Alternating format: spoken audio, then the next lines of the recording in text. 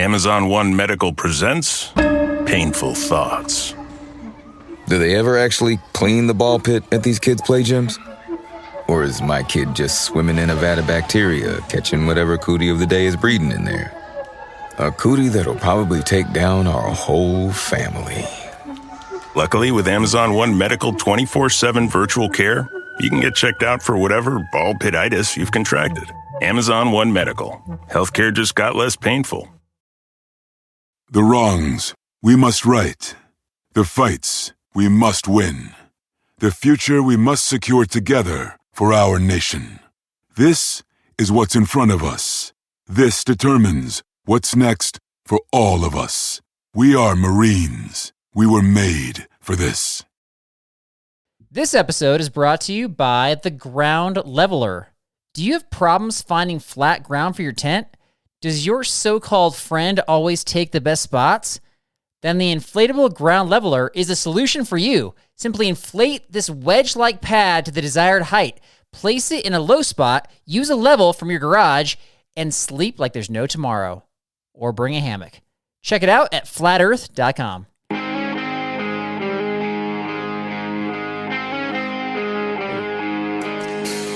Hello, everybody. This is Derek, and with me today is the only man who will floss with the moss and or cricket legs, Carl Mandrioli. There he is with the pearly yellows.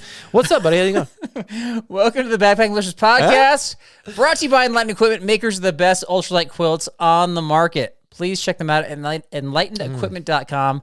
With me today is a man that believes geology rocks, but geography is where it's at. Derek Somerville, how's it going? That was stellar. Thank you. That was stellar. Thank you. Like 3 levels above your norm. I like it. I'm good, dude. We're talking about our favorite familiar topic, messing up today. We are no strangers. Yeah, but I mean, like when we talk about our trips, we're always kind of highlighting where we mess up, and we hopefully it inspires others to feel not too bad about their own mistakes, or they can kind of laugh at themselves. But I don't think that's this episode. This episode is calling into question some of the things that people do or try to do, but that they don't ever get right.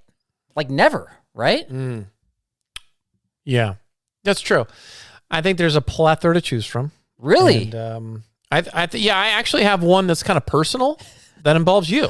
So I hope that it lands well. I don't want you to, go off here and cry and come back or anything like that. I'll try but not to. I think it'll be, we're about truth here on the podcast. So I need to purge it. I need to purge it out. Okay, so you're saying, we're trying to say no backpacker does these things right, but one on your list is just about me. We're talking about the entire backpacking community, but there's one that just relates to me.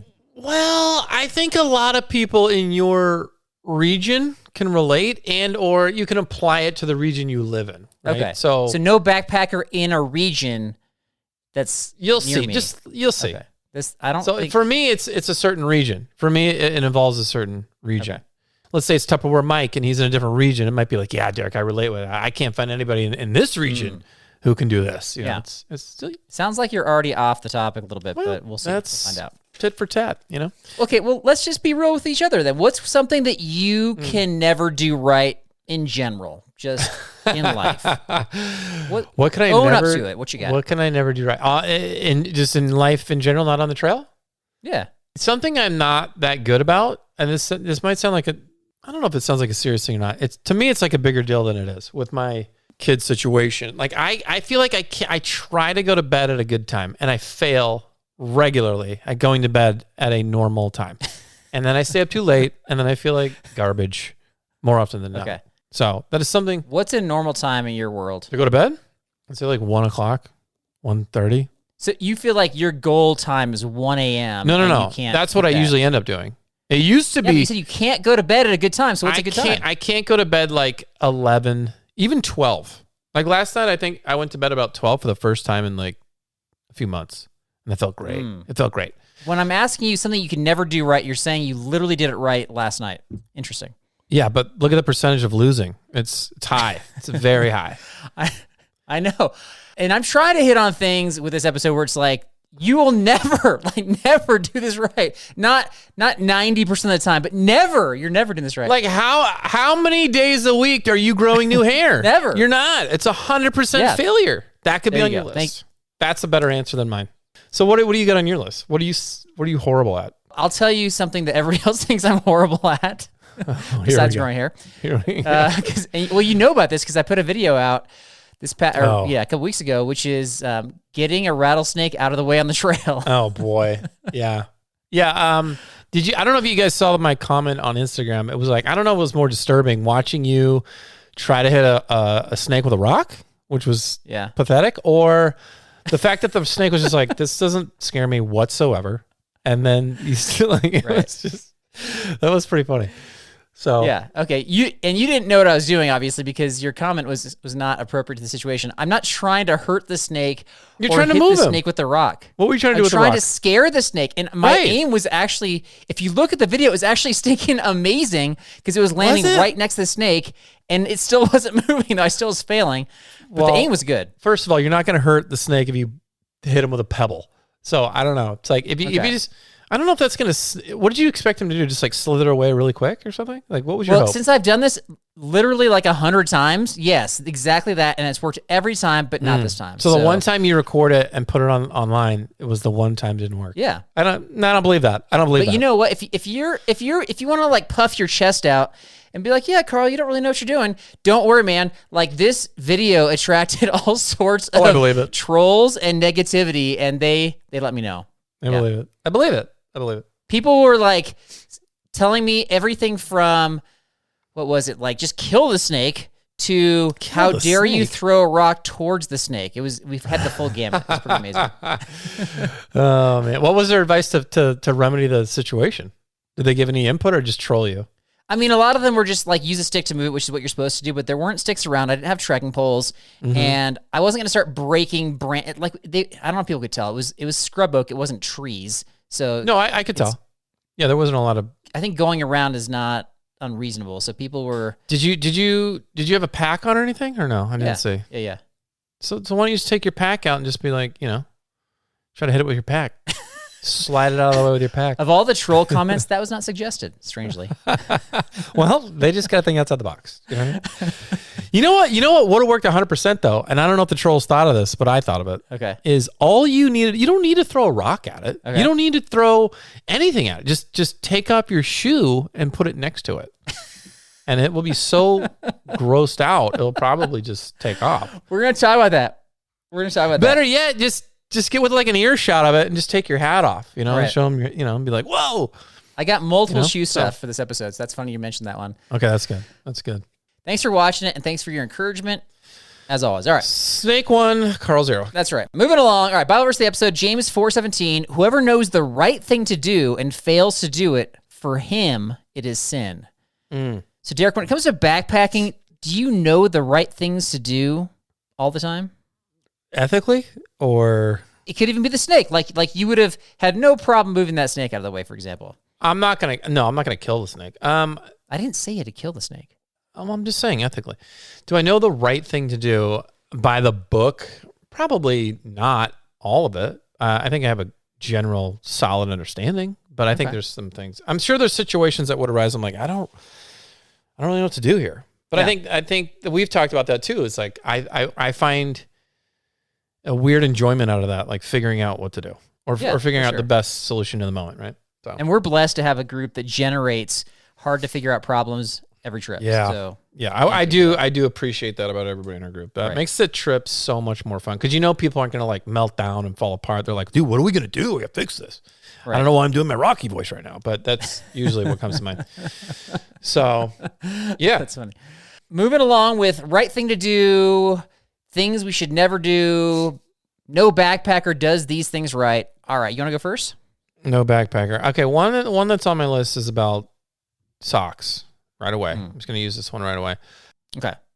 I'm speaking from experience myself, and I'm sure and have heard of other stories with similar terrible results. But after a long day, let's say I didn't used to bring as many socks as I did. Now I bring enough socks from like, I don't care if they're gross. I'm going to throw them in a certain part of my pack. I'll deal with them after the trip. Before that, I would get to camp and I'm like, yo, I got to dry these socks out. I got to dry, or maybe you step in a river or whatever and your shoes are wet. I got to dry my shoes out So I would think of I have no idea where you're going with this. some horrible idea. I have a hard time drying my stuff in front of the fire. Okay. If it's sunny, that's one thing. If it's not sunny, it's like nighttime. I'm like, oh, I'll just dry it, in front of the fire. It'll be fine. I'll just I'll mount it on a stick, or I'll put it just outside the ring of the circle or whatever. I think 3 times now I've burnt socks.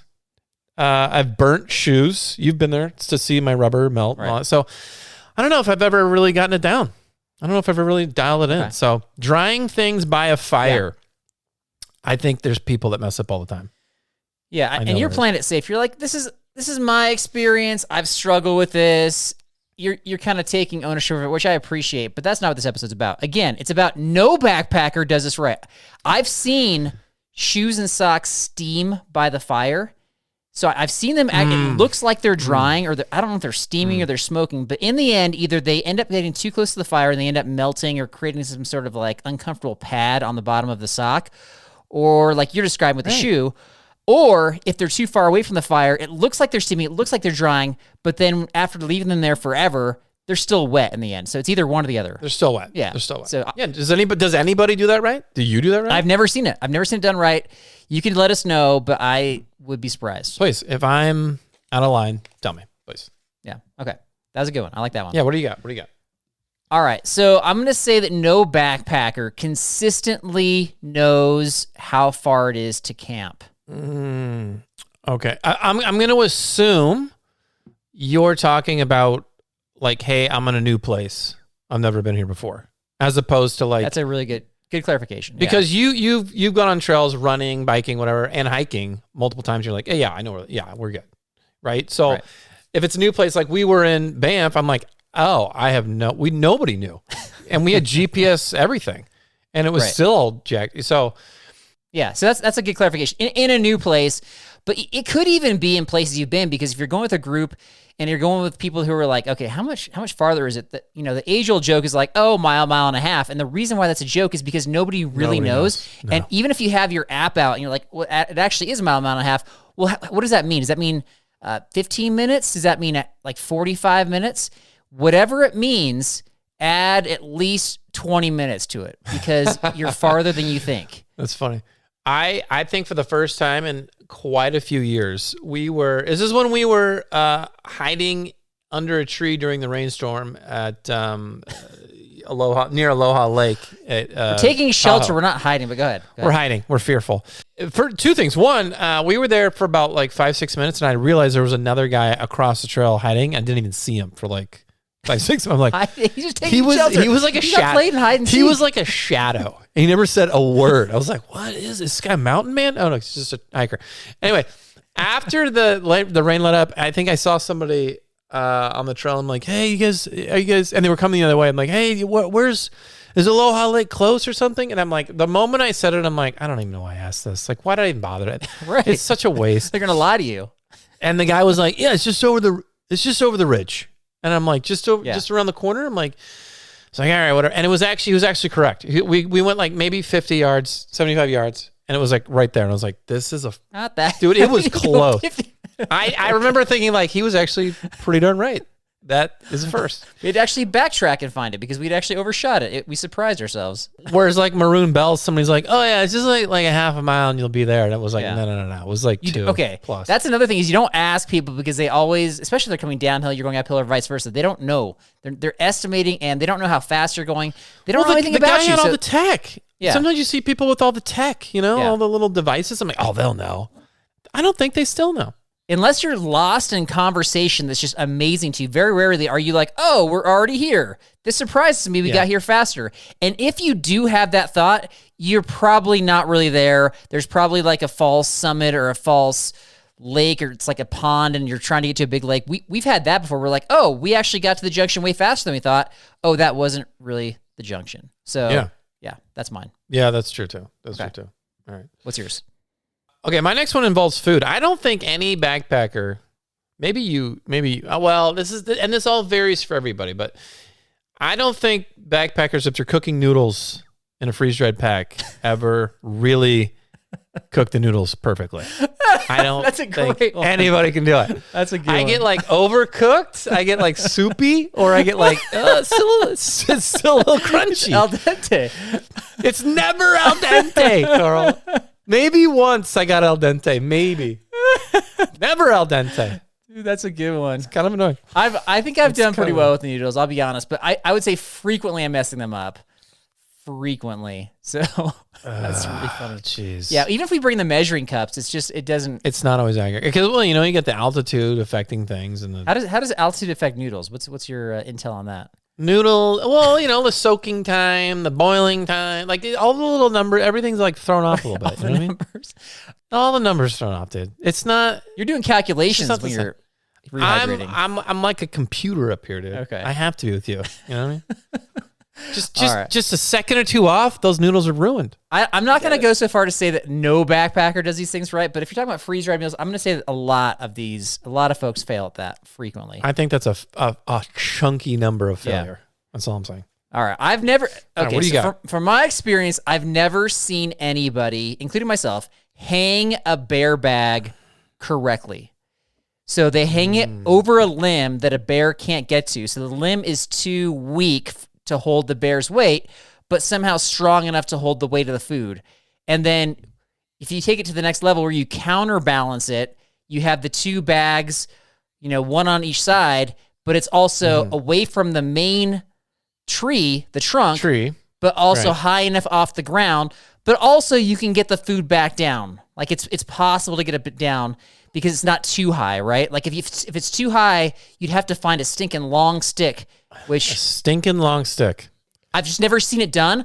I've seen it diagrammed a million times, like, just do this. And it's just like step one, step two, but I've never seen anybody do it correctly. They're either they get frustrated, they tie it off to the tree, they don't counterbalance, or they don't hang it at all, or the bear gets it. Abbreviated explanation. Thank you very much. Reminds me of the time we tried to set up a hammock. Like it's in theory, it's super easy, but like we had the hardest time setting up this dumb hammock. We had missing pieces. That's not the I same know, thing. but still, it was frustrating. So I mean, yeah, I think there's we've seen all kinds of bad ways to do it. Like, right, like you throw it over the branch, and then it's like, well, everything's right next to the trunk of the tree. You don't think the bear's smart enough to just go like to the the paracord and like knock it down or something? Well, the Yosemite bears are smart enough, of course. Some bears are smart. I don't think they're smart enough in like the Colorado areas that I Do you go do to. like IQ tests on the bears? What do you do? Yeah, that's a great question. That's a I think that could be your job. You should go to parks around the world and just test bears. I can do that. Yeah. Just like tranquilize them, and then how fast do they press the? You like to grade things. I mean, you could just go around grading Okay. bears, Yeah, and then just move on to like moose or something. I'm ready. I'll apply. That's a lifetime gig I just gave you right there. Yeah, thank you. Appreciate that. You hear that? So my strategy now is if it's an area that requires bear canisters, it's not always, but it's typically for a reason. You bring the bear canisters. You're not hanging the food anyway. If it's an area that doesn't require bear canisters, Right. if it's areas where bears are skittish, like in my local wilderness area, I'm just putting the food in my vestibule. I have never, ever, ever had a problem. So that's my solution. Okay. You put it in the vestibule. Okay. How often have you buried your food? The closest I've come to burying is I put it in an sack and I put rocks on top of it. Does that count? Yeah, I think that counts. I mean, I love the Ursac. I wish everybody could. I just wish we could use it everywhere. But What's yours? okay, cool. Okay, my last one has to do with wait time. Okay. So I don't think any backpacker is really ever going to get or agree or do right. How long do we wait for the slow people? Right, like we get to the trailhead. Wait. Are you a fast person? Are you the waiter? Depends on the day. I think I have been the waitee and I've been the waiter, and both are not enjoyable. Like on Red Peak Pass Death March, my first one, you waited for me. Yeah. I don't know how long. I got there. We've been over this, and I was like, dude, I can take a break. And then I got there, and maybe 30 seconds later, you're like, you ready? Let's go. And that wasn't enough for me. And that's inappropriate, you're saying? That was inappropriate timing. I think I needed at least 2 minutes. But yeah, I think like. I think that's something nobody really gets right because everybody's so different. Like some people get to the meeting point and they're like, yeah, let's go. Let's keep going. And then some people are like, I need a break. I need some water, Yeah. I need a snack. I need moleskin, whatever. So, you know, my shoes are untied for the 5th time. I've got to rest and tie them. or if it's like you'll see me, you'll stop, and then you immediately take off your pack and sit down. And it's like, well, I guess we're here for another 10 minutes. So that's the hard part. Like if I see you coming, I'm like, gotta. Have you ever approached a wait spot? You see people waiting for you, and right before you get there, you purposely untie your shoes to give yourself an extra minute so that you can rest for that minute tying your shoes. I probably Strategy did that. right there. I probably did something like that. Or I think, you know what I think I did one time is I was approaching the weight spot, and I think I was like, dude, I need a break. So I think I like tweaked my straps a little bit. And I was like, oh, hang on, I got to take this off and like fix my straps. My straps are all messed up. Let me just take my pack off and fix the straps. You're making fun of me for taking my pack off, and you're like, but actually, that's not a bad idea to get a little bit of rest. I said I did it once, okay? I said it once. All right, so here's the issue I think what you're getting at here is if you're the person who's waiting on somebody else and you've been waiting for a while, then they show up, you've just been waiting for a while. So how much longer do you want to wait? Your muscles are going to lock up after 5 minutes. You got to re-warm up. It's not really fun. And then if you wait too long, then their muscles lock. Like, how long do you wait? How much rest do they really need? We don't know. We don't know how tired they are, right? Do you do the check-in and you're like, are you good? Are you good? Why don't you take a minute, gather it. I'm going to keep going so I don't lock up. I'll meet you up ahead. Here's a piece of beef jerky. Yeah, leave them a piece of beef jerky and you're on your way. Just like put it on the rock. Here, eat this when you're ready for it. Like, here, this is for you, buddy. Take a sip of Wawa and I'll see you in another mile. You know? That's what I did with Carl, guys. with some folks, I've gotten a little bit less patient over the years because I've realized I'm like, man, they're hiking really slow. They're wiped out. But then when I've backtracked to find out if they're doing okay, they're typically like sitting down resting already. So why do they need to rest again? I'm sitting there waiting for them forever. That's true. One guy fell asleep while I was doing that. And I'm just sitting there waiting like, let's get going, right?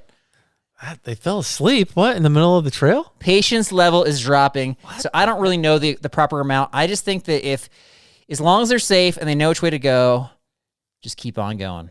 Weigh in, B&B. Weigh in on this one. I want to know what you guys think about one? this. I'm curious. All right, this last one I have. This one we've talked about a few times, and I'm trying so hard to dial this in, but you just can't. You just can't. And especially if you're going with a group. And that is pack the perfect amount of food for a multi-day trip. See, I actually almost put that, and then I was like, no, I don't think anybody's going to get that right. Like, you mean perfect as in like I dialed in my snacks and my main meals and all this. So when I get off the trail, I have nothing left? Maybe you finished your last snack within like the final hour of hiking. And then you're just like, where's the lunch spot? Let's go. Yeah, and then you get to the end, you're like, all right. I think you and I got close that one trip, but I ran out too soon. And I've typically... So I've come close, but then either I'm giving food away or people might be sharing food, and then you can't really count that because that's not food that you packed. And then, I don't know, it's just really hard to calculate, especially if you're in a group. So this is more specific to a group situation. And it's really hard to calculate, okay, is this going to be a harder trip? Is there more elevation gain, more miles, more intensity? Or is this an easier trip where I'm dialing it back, I don't need as many calories? And it's just hard. Right. Yeah. It's hard. Yeah. It's a hard thing. Yep. Yeah. That's true. Because you don't know how much you're going to share, how much you like to mooch, like how many people like to, so it's a problem. Which is funny because I think on a trip where you ran out of food, you took at least one pack of M&Ms, like full pack, 240 calories off me. I don't think that's true. It makes me feel good when I am struggling with food and I give you a full pack and you're like, I'm going to like choose to forget your kindness, Carl. I don't think that happened. It did happen. I can tell you exactly what I took a whole bag of M&Ms. Tell me so we had a 2-pass day. We were getting towards the top of the first pass. I was waiting for somebody who's lagging behind. You're like, man, I don't know if I have enough food. I was like, take these M&Ms. This is Banff? Where are we? Yeah, sorry, in Banff. Okay. And you're like, thank you so much. I'll always remember this, and I will never make fun of you mooching ever again. That was the response I got. Wow. That's what I said? Wow. What a hypocrite I am. Jeez. How dare I? Right. How dare I? Well, I'll try to remember from now on, but I won't. That's 6 things. That's 6 things, folks. What do we get right? What do we get wrong? What do we miss? Let us know, please. I'm sure everybody's going to write in and be like, you guys, perfect. Perfect answers. There's no trolling going on. No troll can say anything about we don't this. typically get the trolls we get like periodically on the podcast. It's more like when I'm putting out videos with snakes, apparently. Well, as they should troll. Speaking of trolls, let me ask a question real quick about trolls. Yeah. So I have an episode idea, which I think is kind of funny, but I don't know if this is interesting to everybody else, is I want to compile the best troll comments and criticisms that we've had over like the last couple of years, and we just go through them and respond. Is that a good idea or not a good idea? What do you think? I think it's kind of fun sometimes. Yeah. I think we should. Like, we're not going to we're not going to have our feelings hurt. We're going to go through them in a fun way, but some of the troll comments are like outlandishly absurd, of course. So what do you think? Yes, no? I think we should bring it up and do like the top 10 troll comments. You know, Top just 10, talk about it. Okay. Yeah, just talk about how either actually that was a good troll comment or Well, if it's a critique or criticism, it could actually be good. It could. And maybe it might inspire us to change and for you to have better answers, but we'll see. But you inspiring Carl to change is next to impossible, you guys. So the troll comments are going to land on deaf ears. So, but it's fun to talk about. I think we should read them anyway. What does everybody else think? Let us know. Do we want that episode or is that nonsense? Let us know. All right. Let us know. We got trivia.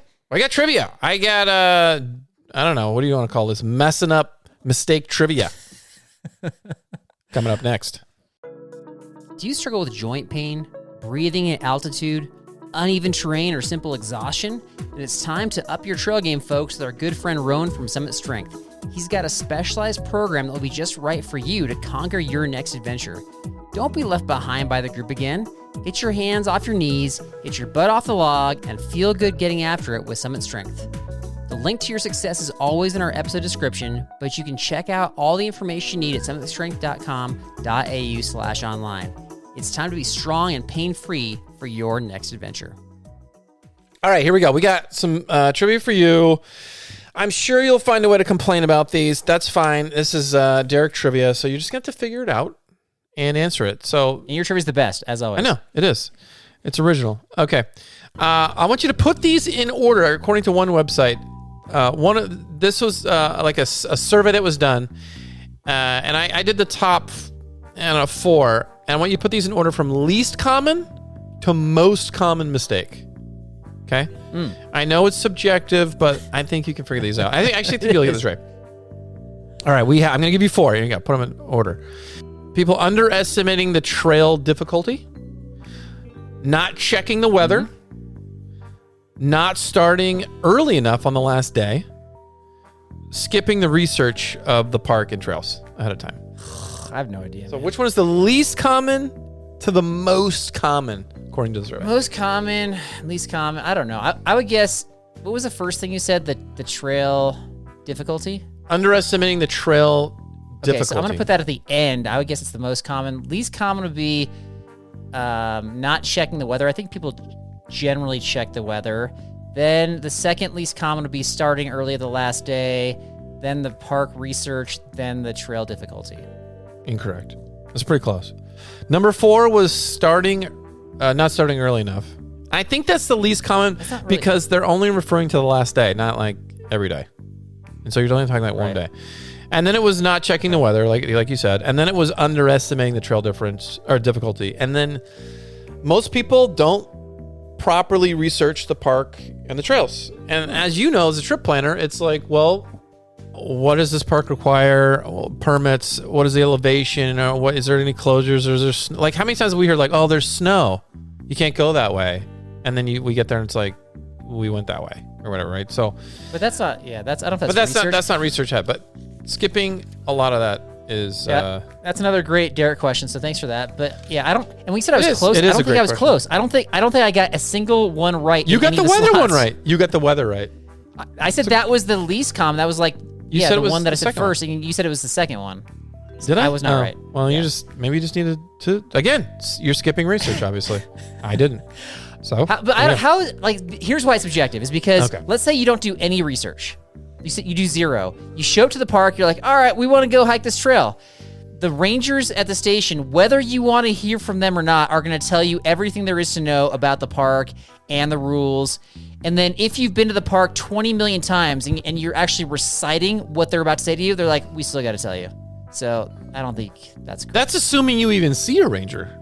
No, at the station. I'm saying like when you get your permit at the station. Well, I mean, that's like a speech you can let's be honest. Like that's a speech somebody like you, I'm gonna put you on, and probably somebody like me, would just let go in one ear and out the other because you've heard all this before. Right? Tell me I'm wrong. I've listened to it so much. I know the speech, so I'm listening. Woo! So it's in one ear and out the other. It's in one ear and out the other. No, I've absorbed the If information. Randy the Trail Ranger tells you the same speech you've heard 50 times, are you really paying now attention? that I know that you're not paying attention, I'm going to say, you know what? Derek really needs to hear this. So please go talk to his face. So you avoided it, and I'm right. Okay, number two. Ankle sprains are common injuries. What is not a standard treatment method for an ankle injury? This is a good question. I like this one. Oh, you do? Oh, you approve? I do. You grade I it? approve. Okay. You're 0 for 1 right now. Thank you. What is not a standard treatment method? Heat therapy? An ankle brace? Stick it in rice for 20 minutes? Or soak it in a river? What's not a... Did you make these up? No. These are all off the website. What is not a standard... I haven't heard of rice before. What's the rice one? What is that about? I mean, it's gotta be rice, right? Right. I mean, you gotta go with rice. Yeah, rice. Yeah. You going rice? Yeah. It is rice because there actually is something I couldn't figure. Yeah, you got it right. Okay. Is it confusing with the phone getting like in the toilet or something? I should have worded it differently because there is something called rice, and I just didn't word it right. Rest, ice, compression, elevation. Hey, look at you! You Googled that quick. Nice job. But that's not what you said. You said stick it. I know because I wanted to see a terrible answer. No. I wanted to see because I know you know what rice means, and I wanted to see if you would like. Oh no, I know rice. I know what that is. It can't be that No, rice. you could have tricked me, but your wording was horrific. I know. That's what I said. I said my wording was horrible. Oh my god. Care package answer for you. Care package answer. That was hilarious. I was gonna just say rice it and have you figure out what that meant. But okay, that would be better. That would have been better. I screwed that up. Yeah. So freebie for you. It's coming down to this final answer. Our question. According to Trekology.com, which is not a mistake. Which is not a mistake. Okay. Bringing a backup shelter, hanging too much gear from your pack, not relying on digital navigation enough, or breaking in your gear weeks before the trip, which is not a mistake. That's like a double negative, so I'm going to say the last one. Breaking in your gear weeks before the trip? Yeah. Incorrect. That's not a mistake. It's well, they classify they classified it as like they classified the digital one, not relying on it enough as a mistake. So meaning you shouldn't rely on this too much, and you're not relying on it enough. Meaning like you're relying on it too much. The breaking in the gear was the breaking in the breaking in. Did I word this whole thing wrong? This is you don't even understand your own question. I don't. This is hilarious. You don't even know what you're saying at this point. You should definitely not break your stuff in weeks before the trip. Don't break in all new stuff, folks. Okay, fun fact. Like bring the packaging. Fun fact. You know what? That's the worst question ever. Talk about mistakes. You see what I do, guys? We're talking about people not getting things right. I go all out. I'm doing it right now. I'm doing it right now. That was the you best. like that? Oh man, that's funny. Favorite question all time, right there. All time. You know what? Here's the truth, though.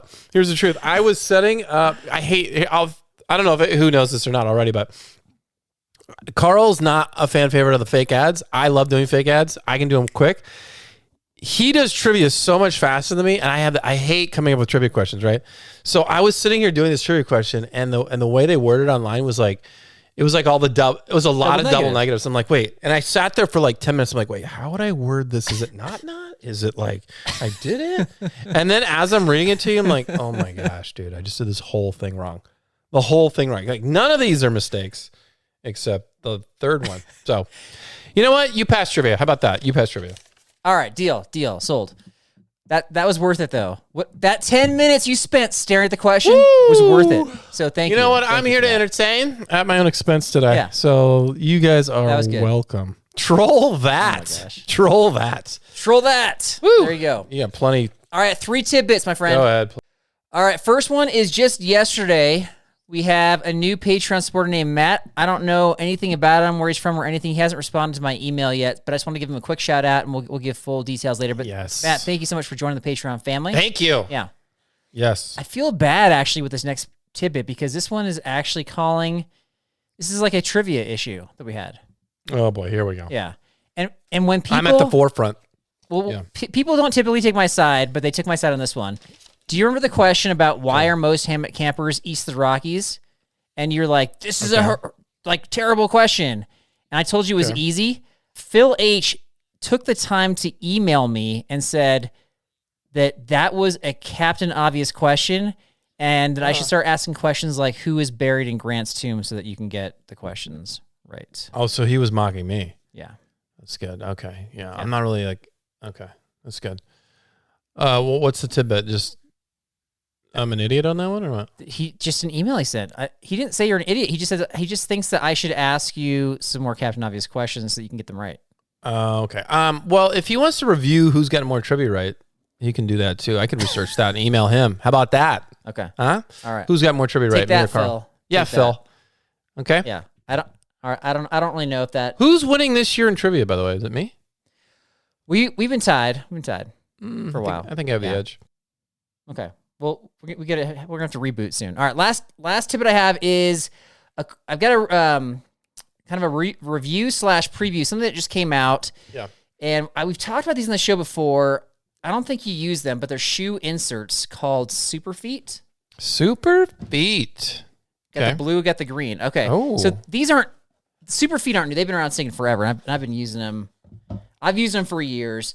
Yeah. They have, this is kind of tying back to your foot stuff. They have like the moisture wick off the top that helps reduce odors.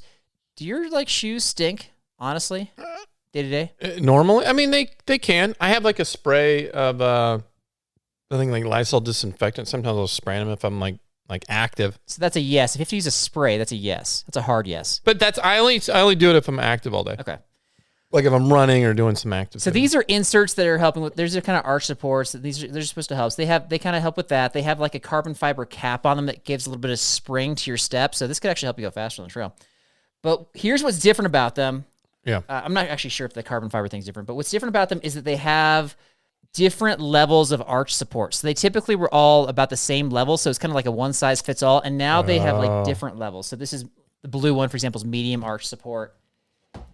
The green is low arch support. So they're kind of more tailor fit to your feet.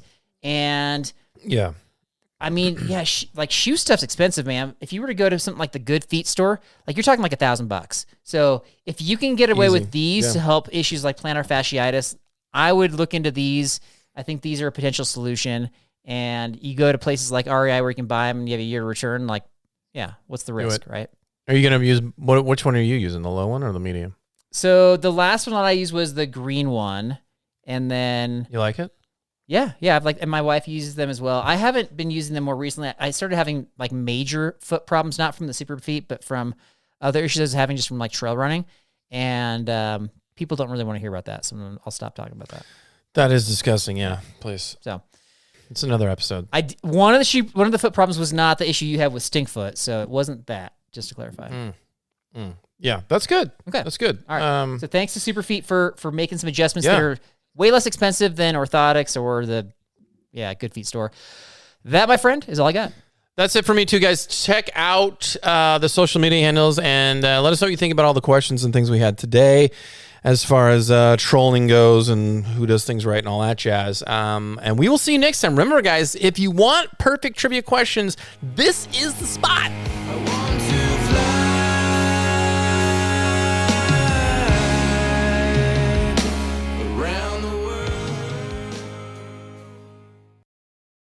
Yeah, there's something that, doesn't go right, and I never get it right. I just can't get it right. It's like I have searched for years for somebody in Colorado to be able to like plan like the perfect backpacking trip. I just can't find anybody. and Carl's, tried it for 20 years or so, but whatever. So if you have people in your area that just like, they can't do it, and like, obviously you're not going to do it, right? Because I'm not a planner. Carl's a planner, but like, it's a hard find. It's like finding a unicorn in a mythical forest. And Carl's almost got that. He's almost got that horn sticking out, but he's still got another 20 years to go. So hopefully he'll get to it.